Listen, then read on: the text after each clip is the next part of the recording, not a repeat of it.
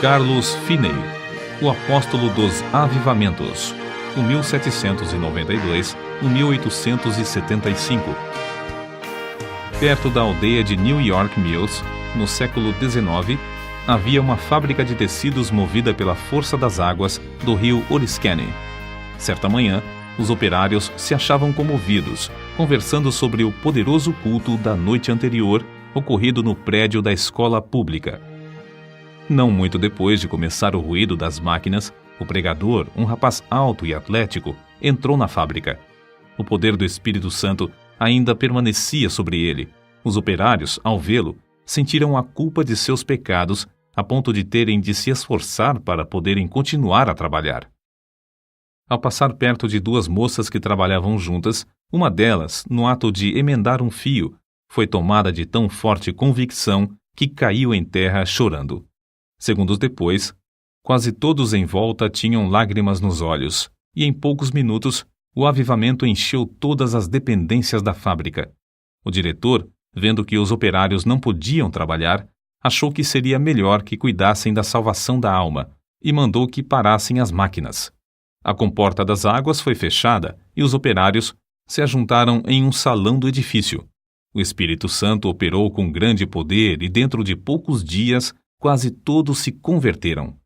Disse acerca desse pregador, Carlos Finney, que, depois de ter ministrado a palavra em Gouverneur, no estado de New York, não houve baile nem representação de teatro na cidade durante 6 anos.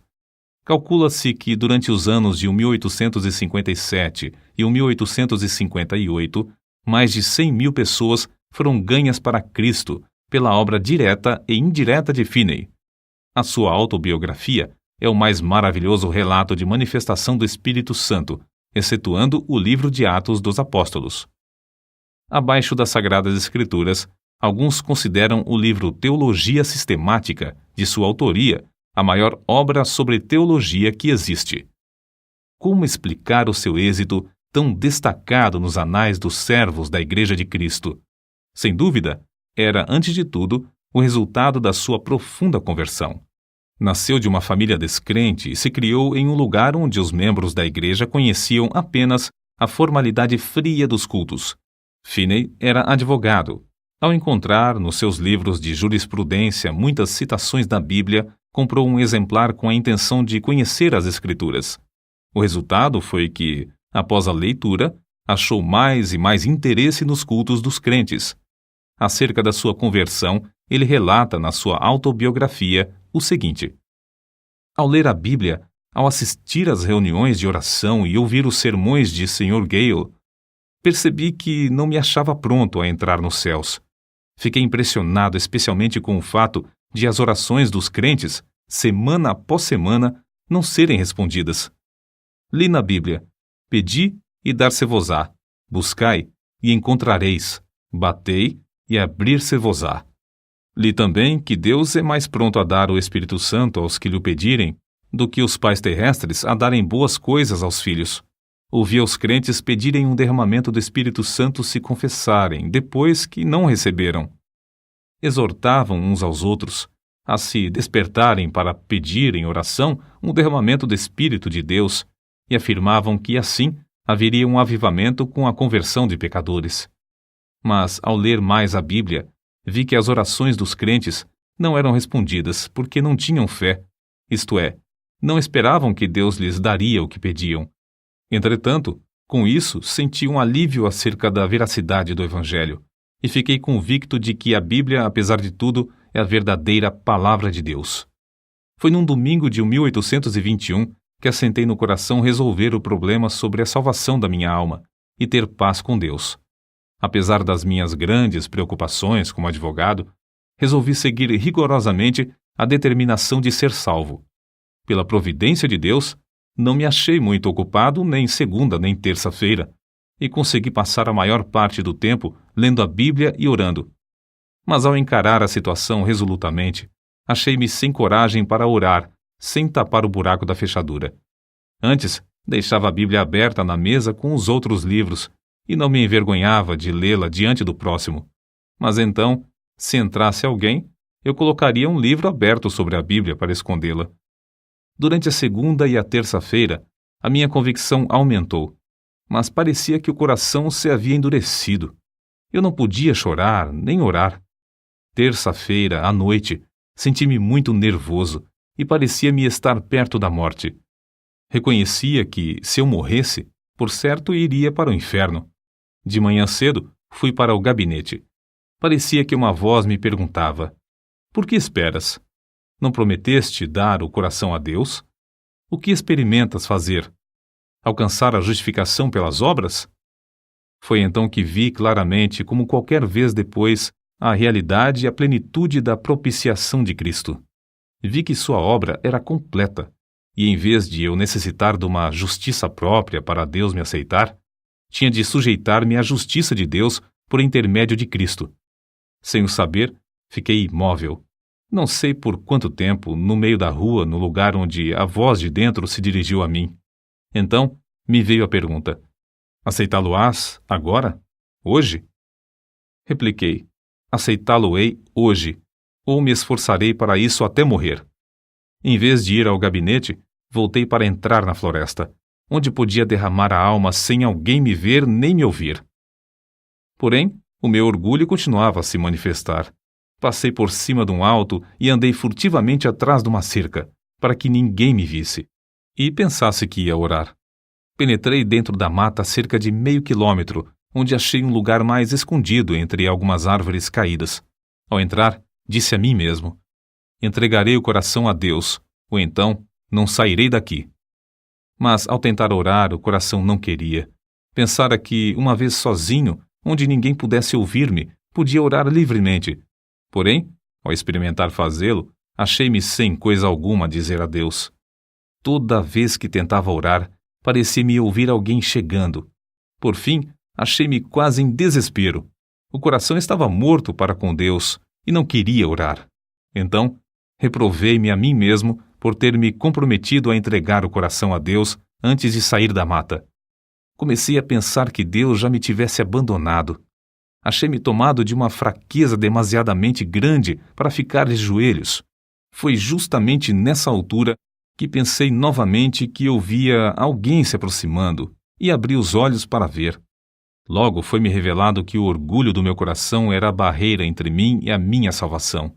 Fui vencido pela convicção do grande pecado de eu envergonhar-me se alguém me encontrasse de joelhos perante Deus, e bradei em alta voz que não abandonaria o lugar, nem que todos os homens da terra e todos os demônios do inferno me cercassem. Gritei: ora, um vil pecador como eu, de joelhos perante o grande e santo Deus, confesso-lhe os pecados e me envergonho dele perante o próximo pecador também, porque me encontro de joelhos para achar paz com o meu Deus ofendido. O pecado parecia-me horrendo, infinito. Fiquei quebrantado até o pó perante o Senhor. Nessa altura, a seguinte passagem me iluminou: então me invocareis, e ireis e orareis a mim, e eu vos ouvirei, e buscar-me-eis e me achareis, quando me buscardes de todo o vosso coração. Continuei a orar e a receber promessas e a apropriar-me delas. Não sei por quanto tempo. Orei até que, sem saber como, achei-me voltando para a estrada.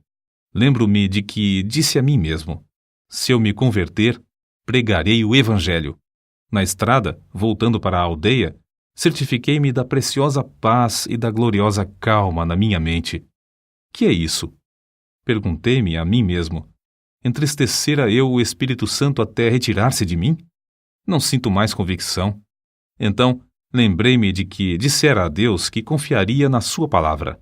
A calma de meu espírito era indescritível. Fui almoçar, mas não tinha vontade de comer. Fui ao gabinete, mas meu sócio não voltara do almoço. Comecei a tocar a música de um hino no rabecão, como de costume. Porém, ao começar a cantar as palavras sagradas, o coração parecia derreter-se e só podia chorar. Ao entrar e fechar a porta atrás de mim, parecia-me ter encontrado o Senhor Jesus Cristo face a face. Não me entrou na mente, na ocasião, nem por algum tempo depois, que era apenas uma concepção mental. Ao contrário, parecia-me que eu o encontrara como encontro qualquer pessoa. Ele não disse coisa alguma, mas olhou para mim de tal forma que fiquei quebrantado e prostrado aos seus pés. Isso, para mim, foi, depois, uma experiência extraordinária, porque parecia-me uma realidade, como se ele mesmo ficasse em pé perante mim, e eu me prostrasse aos seus pés, e lhe derramasse a minha alma. Chorei alto e fiz tanta confissão quanto foi possível entre soluços. Parecia-me que lavava os seus pés com as minhas lágrimas. Contudo, sem sentir ter tocado na sua pessoa. Ao virar-me para me sentar, recebi o poderoso batismo com o Espírito Santo. Sem o esperar, sem mesmo saber que havia tal para mim, o Espírito Santo desceu de tal maneira que parecia encher-me corpo e alma. Senti-o como uma onda elétrica que me traspassava repetidamente. De fato, parecia-me como ondas de amor liquefeito, porque não sei outra maneira de descrever isso. Parecia o próprio fôlego de Deus. Não existem palavras para descrever o maravilhoso amor derramado no meu coração. Chorei de tanto gozo e amor que senti. Acho melhor dizer que exprimi, chorando em alta voz, as inundações indizíveis do meu coração. As ondas passaram sobre mim, uma após outra, até eu clamar: morrerei, se estas ondas continuarem a passar sobre mim. Senhor, não suporto mais. Contudo, não receava a morte. Não sei por quanto tempo este batismo continuou a passar sobre mim e por todo o meu ser, mas sei que era já noite quando o dirigente do coro veio ao gabinete para me visitar. Encontrou-me nesse estado de choro, aos gritos, e perguntou: Sr. Finney, que tem? Por algum tempo não pude responder-lhe. Então ele perguntou mais: Está sentindo alguma dor? Com dificuldade, respondi: Não, mas sinto-me demasiado feliz para viver. Saiu e, daí a pouco, voltou acompanhado por um dos anciãos da igreja. Esse ancião sempre foi um homem de espírito ponderado e quase nunca ria. Ele, ao entrar, encontrou-me no mesmo estado, mais ou menos como quando o rapaz o foi chamar. Queria saber o que eu sentia e eu comecei a lhe explicar. Mas, em vez de responder-me, foi tomado de um riso espasmódico. Parecia impossível evitar o riso que procedia do fundo do seu coração.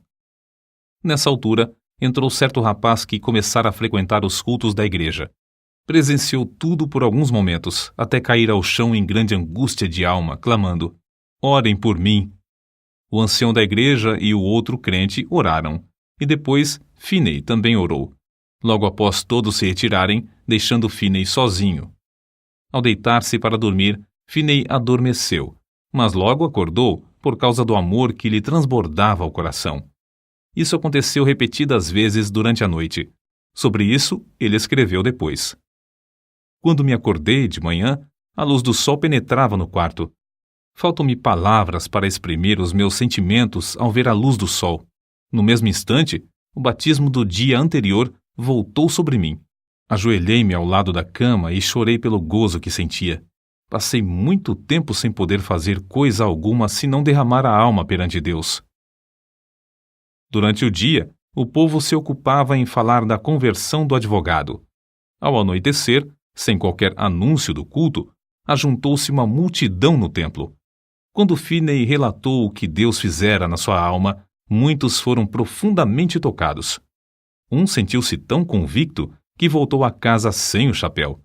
Certo advogado afirmou: É claro que ele é sincero, mas que enlouqueceu é evidente. Finney falou e orou com grande liberdade. Realizavam-se cultos todas as noites por algum tempo, aos quais assistiam pessoas de todas as classes. Esse grande avivamento espalhou-se para muitos lugares em redor. Finney continuou: Por 8 dias, depois da sua conversão, o meu coração permanecia tão cheio que não sentia desejo de comer nem de dormir. Parecia-me que tinha um manjar para comer que o mundo não conhecia.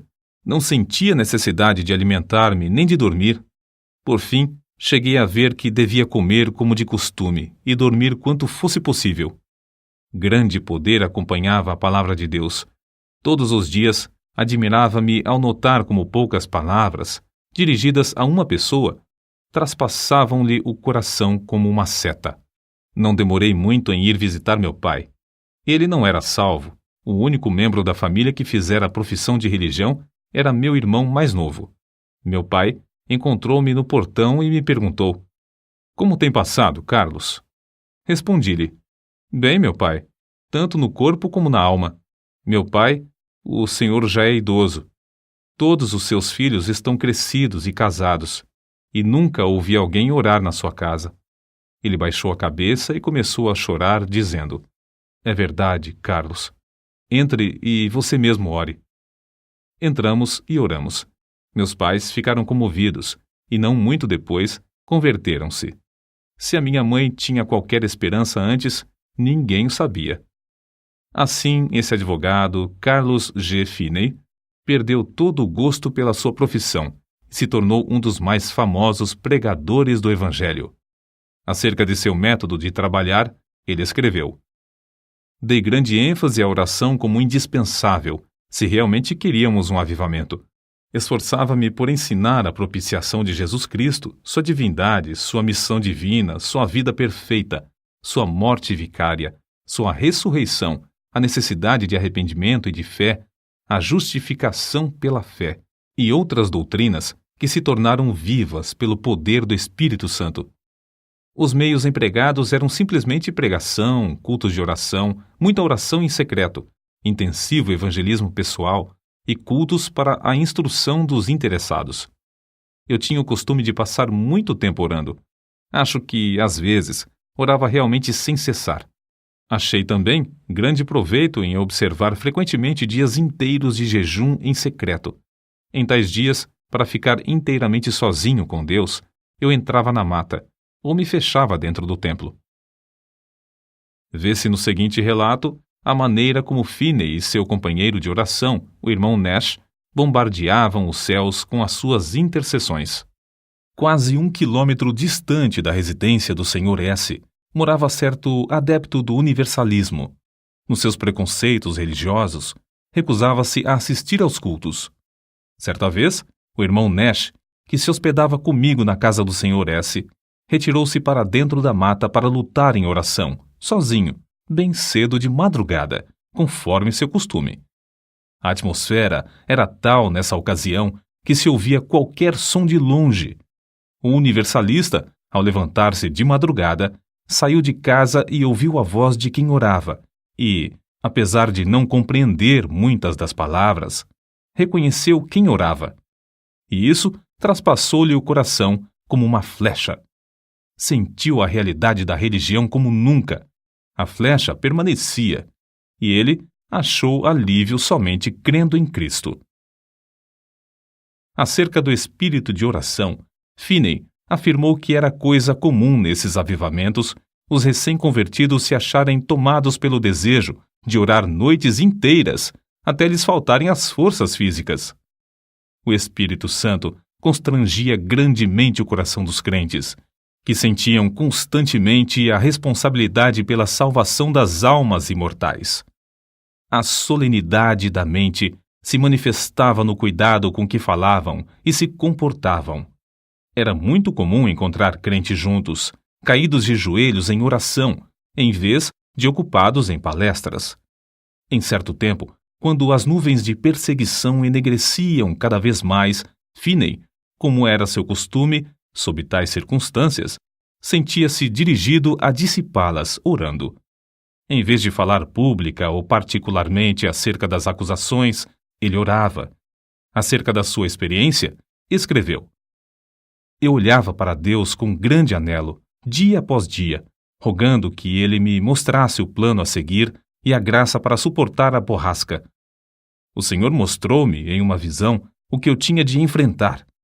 Ele chegou-se tão perto de mim, enquanto eu orava, que a minha carne literalmente estremecia sobre os ossos.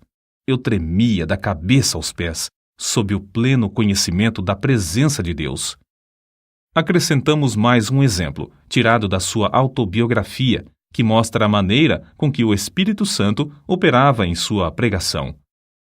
Ao chegar na hora anunciada para iniciar o culto, achei o prédio da escola repleto, por isso tive de ficar em pé perto da entrada. Cantamos um hino, isto é, o povo pretendia cantar. Entretanto, Eles não tinham o costume de cantar os hinos de Deus e cada um desentoava à sua própria maneira.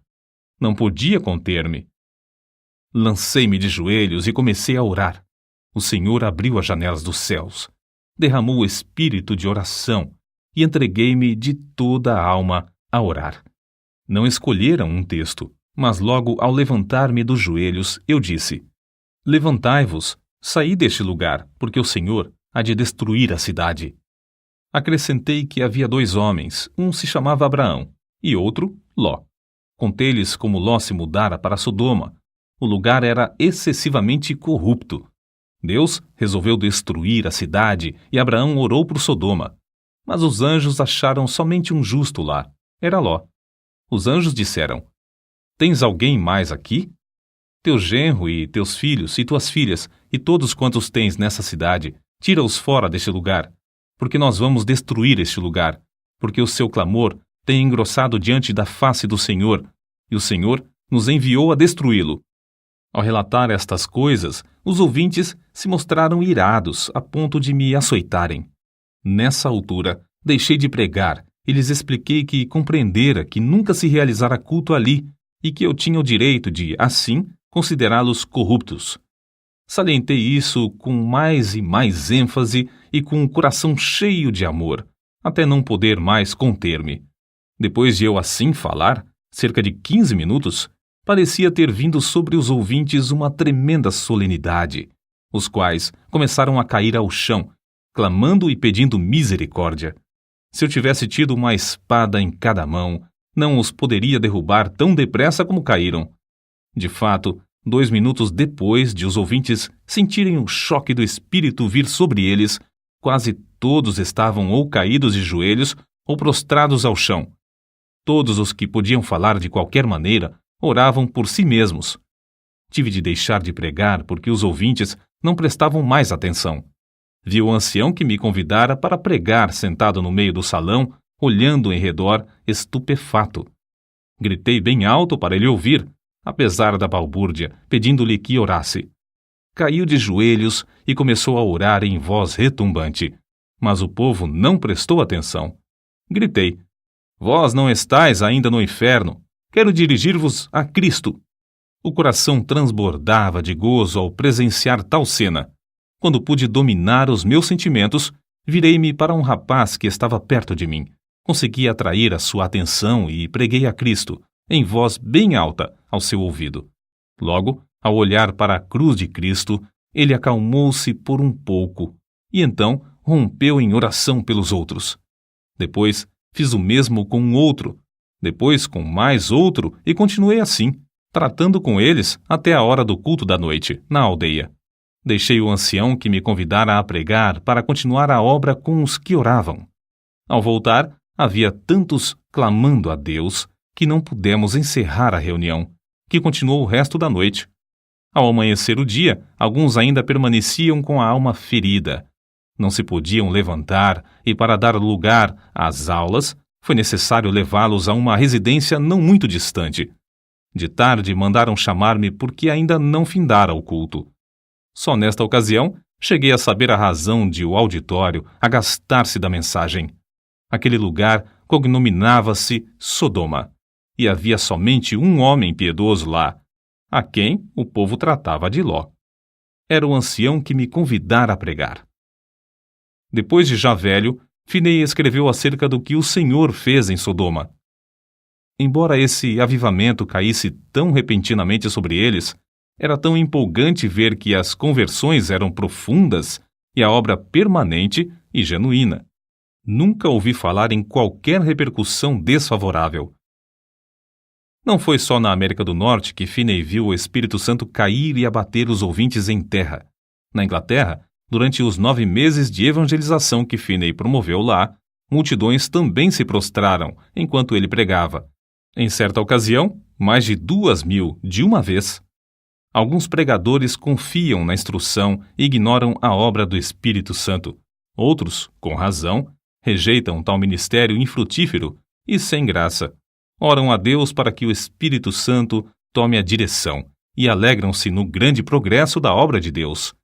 Mas ainda outros, como Finney, Dedicam-se a buscar o poder do Espírito Santo sem desprezar a arma de instrução e veem resultados incrivelmente mais vastos. Durante os anos de 1851 a 1866, Finney foi diretor do Oberlin College e ensinou a um total de 20.000 estudantes. Dava mais ênfase ao coração puro e ao batismo no Espírito Santo do que à preparação do intelecto. O resultado foi que, de Oberlin, saiu uma corrente contínua de alunos cheios do Espírito Santo. Assim, após o término de uma campanha intensiva de evangelismo e no meio dos seus esforços no colégio, em 1857, Finney via cerca de 50.000, todas as semanas, converterem-se a Deus. By My Spirit, Jonathan Goforth, página 183. Os diários de New York, às vezes, quase não publicavam outras notícias senão do avivamento. Suas lições aos crentes sobre avivamento foram publicadas primeiro em um jornal e depois em um livro de 445 páginas que se intitulava Discursos sobre Avivamentos. As primeiras 2 edições, de 12.000 exemplares, foram vendidas logo ao saírem do prelo. Outras edições foram impressas em vários idiomas. Uma só editora em Londres publicou 80.000. Entre suas outras obras de circulação mundial, contam-se as seguintes: sua autobiografia, Discursos aos Crentes e Teologia Sistemática. Os convertidos nos cultos de Finney eram pela graça constrangidos a andar de casa em casa para ganhar almas. Ele mesmo se esforçava para preparar o maior número de obreiros em Oberlin College. Mas o desejo que ardia sempre em tudo era o de transmitir a todos o espírito de oração. Pregadores como Abel Carey e Father Nash viajavam com ele e, enquanto ministrava a palavra, eles continuavam prostrados em oração. Vejamos isso nas palavras de Finney. Se eu não tivesse o espírito de oração, não alcançaria coisa alguma. Se por um dia ou por uma hora eu perdesse o espírito de graça e de súplica, não poderia pregar com o poder e fruto, e nem ganhar almas pessoalmente. Para que alguém não julgue que a obra era superficial, citamos outro escritor. Descobriu-se, por pesquisa empolgante, que mais de 85 pessoas de cada 100 que se convertiam sob a pregação de Finney permaneciam fiéis a Deus, enquanto 75 pessoas de cada 100 das que professaram conversão nos cultos de algum dos maiores pregadores se desviavam. Parece que Finney tinha o poder de impressionar a consciência dos homens sobre a necessidade de um viver santo, de tal maneira que produzia fruto mais permanente. Deeper Experience of Famous Christians, página 243. Finney continuou a inspirar os estudantes de Oberlin College até a idade de 82 anos. Já no fim da vida, permanecia tão lúcido de mente como quando jovem, e sua vida nunca foi tão rica no fruto do Espírito e na beleza da sua santidade do que nos últimos anos. No domingo 16 de agosto de 1875, pregou seu último sermão, mas à noite não assistiu ao culto. Ao ouvir os crentes cantarem Jesus, Lover of My Soul, Let Me to Thy Bosom Fly, saiu até o portão da frente da casa e com estes que tanto amava, cantou na terra pela última vez. Acordou à meia-noite sofrendo dores lancinantes no coração. Sofrera assim muitas vezes durante a sua vida. Semeara as sementes de avivamento e as regara com lágrimas. Todas as vezes que recebia o fogo da mão de Deus, era com sofrimento. Finalmente, antes de amanhecer o dia, dormiu na terra para acordar na glória, nos céus. Faltavam-lhe apenas 13 dias para completar 83 anos de vida aqui na terra.